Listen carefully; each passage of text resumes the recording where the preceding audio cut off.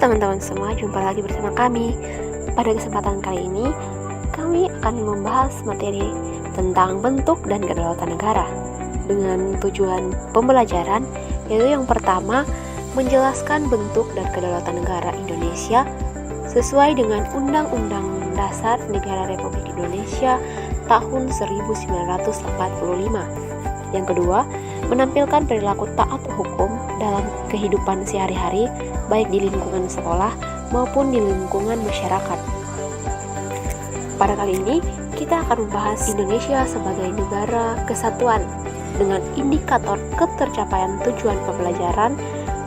Pertama, peserta didik dapat menjelaskan pengertian negara kesatuan menurut para ahli dengan benar. Yang kedua, peserta didik dapat menyimpulkan pengertian negara kesatuan yang sesuai dengan Undang-Undang Dasar Negara Republik Indonesia tahun 1945 dengan benar. Dan yang ketiga, peserta didik dapat membedakan bentuk negara kesatuan dan negara serikat dengan benar. Oke, baik teman-teman. Negara kesatuan menurut para ahli. Ada 4 ahli yang mengemukakan pendapat mereka tentang negara kesatuan. Yang pertama ada John Cohen dan Stephen Peterson.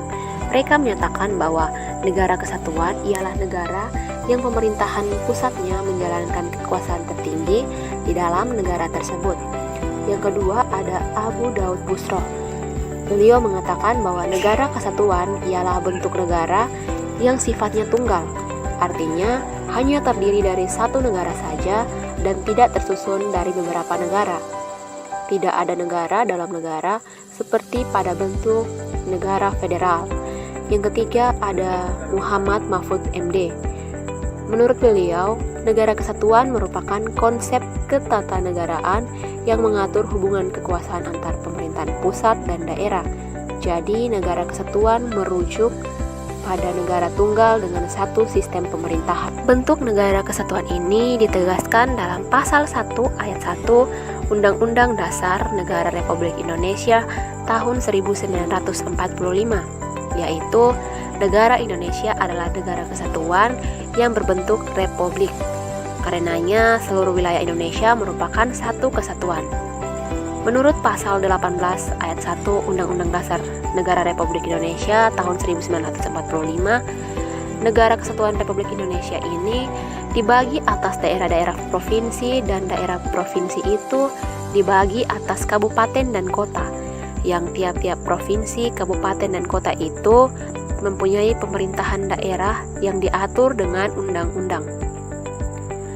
Pasal 18 ayat 2 Undang-Undang Dasar Negara Republik Indonesia tahun 1945 mengatakan bahwa pemerintahan daerah provinsi, daerah kabupaten, dan kota mengatur dan mengurus sendiri urusan pemerintahan menurut asas ekonomi dan tugas perbantuan.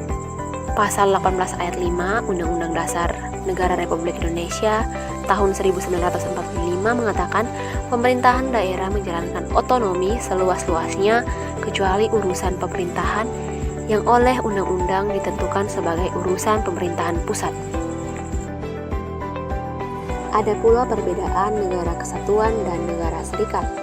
Yang pertama, konsep pembentukan negara. Perbedaan mendasar pada negara kesatuan dan negara serikat adalah konsep pembentukan negara. Negara kesatuan merupakan kumpulan yang menjadi satu dan dibagi menjadi beberapa wilayah untuk mempermudah pengaturannya. Sementara itu, negara serikat terdiri dari negara-negara yang sebelumnya terpisah-pisah. Yang kedua, konstitusi negara.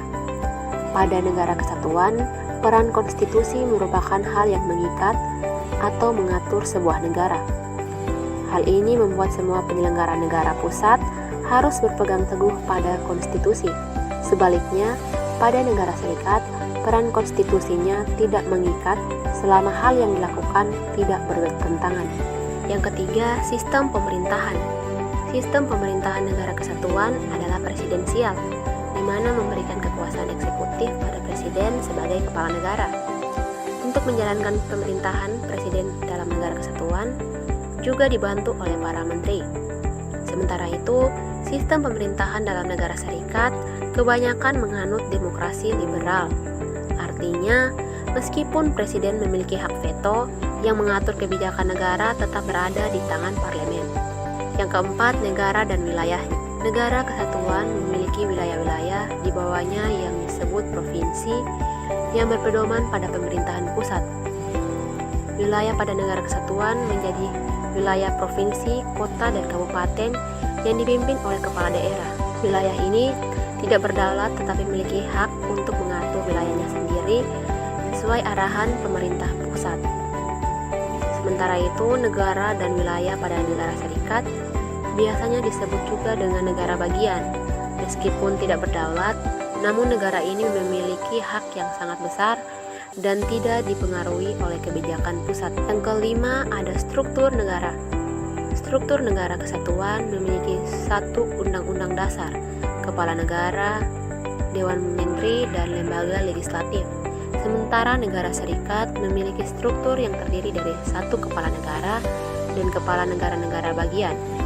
Di bagian negara bagian memiliki dewan legislatif yang tidak berhubungan dengan pemerintahan pusat.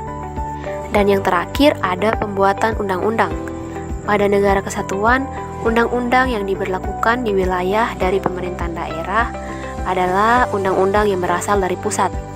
Akan tetapi, pemerintah daerah bisa mengeluarkan peraturan perundangan dari undang-undang yang disebut dengan peraturan daerah. Sementara dalam negara serikat, negara bagiannya memiliki hak untuk membuat undang-undang sendiri tanpa adanya ikatan pemerintahan pusat. Akan tetapi, undang-undang yang dibuat oleh negara-negara bagian ini harus masih sesuai dengan konstitusi negara. Oke, sampai di sini pembelajaran kita. Sekian dan terima kasih. Sampai jumpa.